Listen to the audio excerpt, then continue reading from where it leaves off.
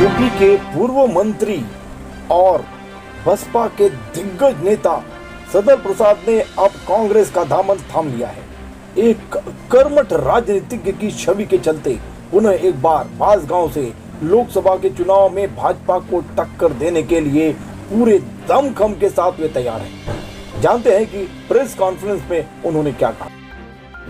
आजादी के लगभग 80 साल बाद रोटी के नाम पे, कपड़े के नाम पे, मकान के नाम पे, शिक्षा के नाम पे, स्वास्थ्य के नाम पे, पानी बिजली सड़क के नाम पे और साथ ही साथ पढ़े लिखे नौजवानों की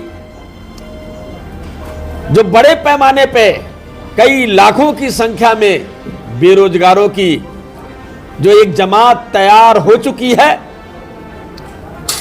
उनको उनके जिंदगी का, उनके रोजगार का सही विकल्प क्या हो सकता है। यदि संसदीय क्षेत्र बांसगांव की सम्मानित जनता का आशीर्वाद मिला, वोट मिला और चुन करके इस देश की संसद में जाने का मौका मिला, तो उनकी आवाज बनने का मैं काम करूंगा, पूरे पूर्वांचल की आवाज बनने का काम करूंगा। और आवाज ही नहीं, उनकी जो मूलभूत जन्मदीन समस्याएं हैं उसके निदान के लिए दिन रात एक करने का काम करूंगा। ये मैं आपके माध्यम से समस्त संसदीय क्षेत्र की सम्मानित जनता को विश्वास और भरोसा दिलाते हुए सबका मैं आशीर्वाद चाहता हूं, सबका मैं मत चाहता हूं, सबका मैं सहयोग चाहता हूं। बांसगांव लोकसभा सीट पर भले ही लगातार 2 बार पूर्व मंत्री सदर प्रसाद भाजपा के कमलेश पासवान से हारे हों, लेकिन वोट का अंतर कम हुआ है। वर्ष 2019 के चुनाव में सदर प्रसाद बसपा व सपा समर्पित प्रत्याशी थे। सदर को वर्ष 2014 की तुलना में 14.55% वोट ज्यादा मिले थे। अब सदर कांग्रेस में है और इंडिया गठबंधन के प्रत्याशी के रूप में सपा व कई अन्य दलों का समर्थन भी इन्हें मिला है। जब भी लोकसभा का चुनाव होता है, राष्ट्रीय मुद्दों पे होता है, अंतर्राष्ट्रीय मुद्दों पे होता है। जो अपने मुल्क भारत देश की राष्ट्रीय पार्टी हैं, उनका राष्ट्रीय मुद्दा क्या है, अंतर्राष्ट्रीय मुद्दा क्या है, घोषणा पत्र के माध्यम से अभिव्यक्त करती हैं। हमारे पार्टी का जो आने वाले समय में देखने को मिलेगा,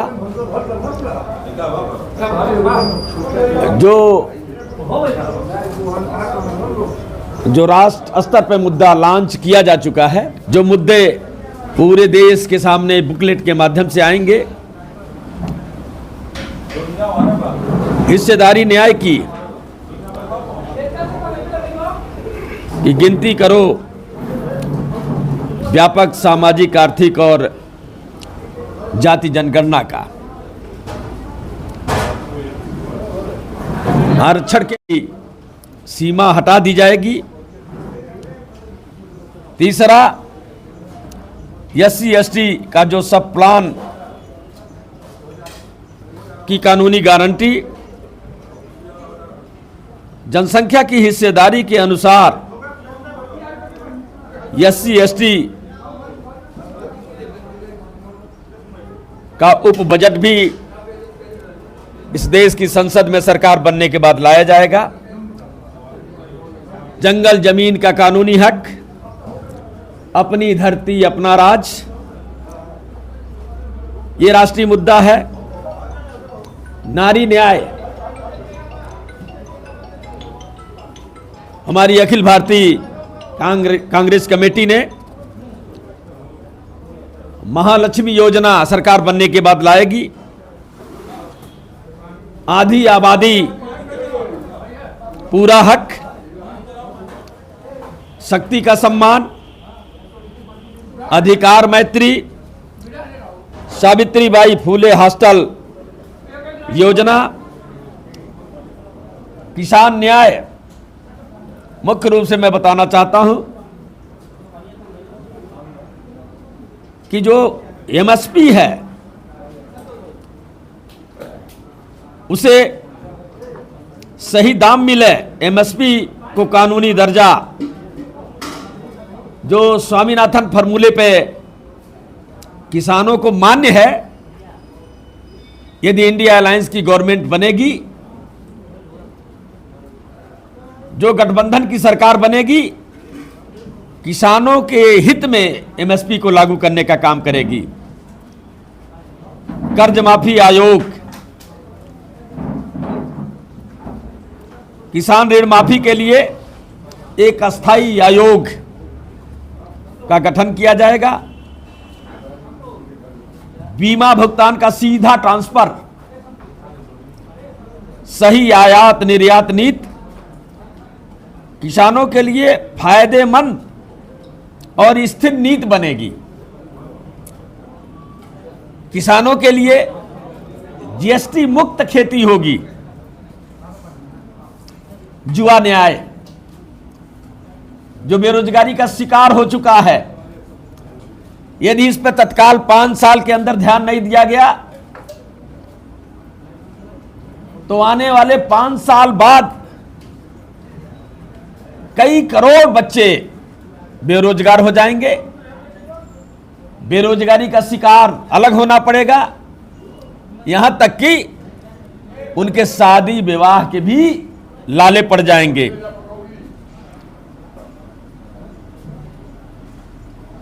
अलायंस की सरकार बनेगी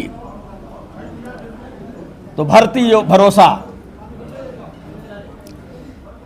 केंद्र सरकार में कैलेंडर के अनुसार 30 लाख नई नौकरियां दी जाएंगी।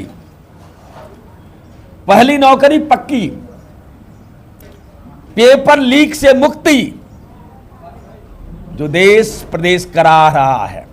जो 4 साल की नौकरी दी जा रही है या नहीं दी जाएगी, आ रहे हैं उस मुद्दे पे। गिग इकोनॉमी में सामाजिक सुरक्षा,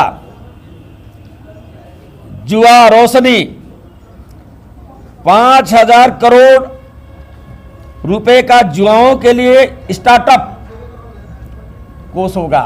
श्रमिक न्याय, स्वास्थ्य अधिकार, अधिकार के तौर पर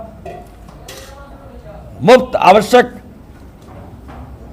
डायग्नोस्टिक दवाएं, उपचार, सर्जरी और पुनर्वास, श्रम का सम्मान, 400 रुपये प्रतिदिन राष्ट्रीय न्यूनतम मजदूरी मनरेगा श्रमिकों के लिए, शहरी रोजगार गारंटी, शहरी क्षेत्रों के लिए रोजगार गारंटी अधिनियम लाया जाएगा। सामाजिक सुरक्षा, असंगठित श्रमिकों के लिए जीवन और दुर्घटना बीमा, सुरक्षित रोजगार, कॉन्ट्रैक्ट सिस्टम मुख्य सरकारी कार्यों में बंद होगा। कॉन्ट्रैक्ट सिस्टम ही तो ज्यादा से ज्यादा इस समय चलाया जा रहा है। भर्तियां इंडिया अलायंस की सरकार बनेगी, एक तरह से बंद हो गई है और सारा जो सिस्टम हुआ कॉन्ट्रैक्ट पर हो गया है। क्या कहेंगे इस पे? ये सारे जो बेरोजगारों के हित के लिए नहीं है, देश के हित के लिए नहीं है, पूर्णतः इस पे विराम लगाया जाएगा। पार्लियामेंट में उसको ला करके उस पर चर्चा करके बहस करके और चुने हुए सांसदों का जनादेश लेकर के उस पर तत्काल विराम लगाया जाएगा। हालांकि बांसगांव में बसपा ने अभी अपने प्रत्याशी की घोषणा नहीं की है, लेकिन कहा जा रहा है कि पुराने बसपाई सदर प्रसाद अपनी छवि से बसपा के कैडर वोट को हासिल करने में जरूर कामयाब होंगे। मुद्दे के साथ साथ स्थानीय मुद्दे भी होते हैं। जैसे आप बांसगांव लोकसभा क्षेत्र से हैं, आप विगत यहाँ से चुनाव भी लड़ चुके हैं, आपके सामने वही पुराना चेहरा, पुराना प्रत्याशी जीता हुआ है और आप इस समय, पिछले बार आप बसपा से थे, इस बार कांग्रेस से हैं, इस पर क्या कहना चाहते हैं? मैं जहां भी रहा, पार्टी के आवरण से, उनकी नीतियों से बधा रहा, आप लोग भी साक्षी हैं, सेंटीमीटर से भी मैं बाएं दाएं नहीं हुआ। यहाँ बांसगांव में महावीर प्रसाद के बाद कांग्रेस को कोई मजबूत प्रत्याशी नहीं मिल पा रहा था। अतः दिग्गज राजनीतिज्ञ सदर प्रसाद से कांग्रेस पार्टी की आस बढ़ गई है। तो कार्यकर्ताओं में भी जोश का माहौल है, जिसे बांसगांव सीट पर मौजूदा भाजपा सांसद कमलेश पासवान को कड़ी टक्कर मिलने की पूरी संभावना है। Available on Google Play and App Store. Download it now.